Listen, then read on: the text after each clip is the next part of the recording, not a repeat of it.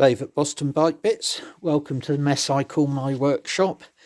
This is a subject I've covered before, but like to cover again, specifically to do with Ducatis. This is about Sprag clutches, or as they're sometimes called, starter clutches. This is the one-way clutch that allows the starter motor to effectively be disengaged once the engine starts. And they are a cause of some problems, particularly on these big old V-twins that have very high compression and do like to spit back every now and again. Basically, the idea is that I'll just go over to the engine to show you where it lives. That's the end of the crank, and that's where the Sprag clutch sits. You can just see the starter motor gear and like an intermediate gear. So that sort of gears the starter motor right down. Then you've got this slides on that end of that crankshaft, and this that sits over it. And the idea is the starter motor can turn that, and then when the motor fires, basically that becomes like a freewheel. And although this looks like it's working quite nicely at the moment, when you take it to pieces and look carefully, we can see that's very, very badly worn. And then if we look inside, we look at some of these rollers. These are like rollers, there's like ramps in there.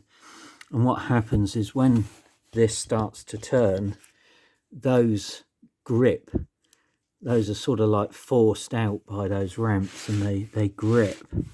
But that is a really nasty one. See how flat that one there is?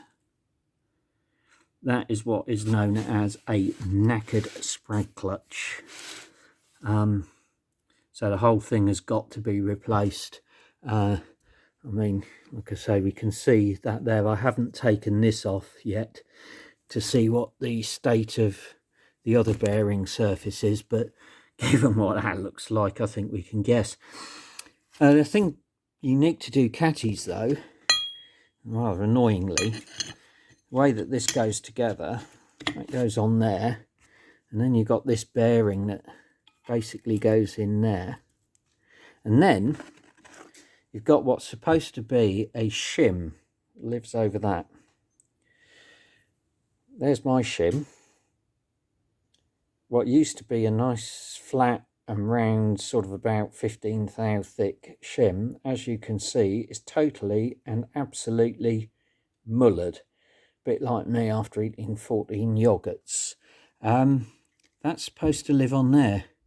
What's obviously happened is when someone's tried to put this together, come on, focus. When someone's tried to put this together, they've got it something like that. So where it's actually gone onto the crankshaft, and I'll just show you where it's supposed to be. Sorry, I'm trying to do this one-handed. Basically, that goes on like that, and that's a bit tight to get on there one-handed, but hopefully you get the idea. So it's all gone on, and it's all gone on at a funny angle, and somebody's tightened it up, and that's really not helped matters. And I think that's basically the root cause of where everything's gone wrong on this bike. So there we have it. Hopefully the next video will be where it's all finished and all up and running. So bye for now.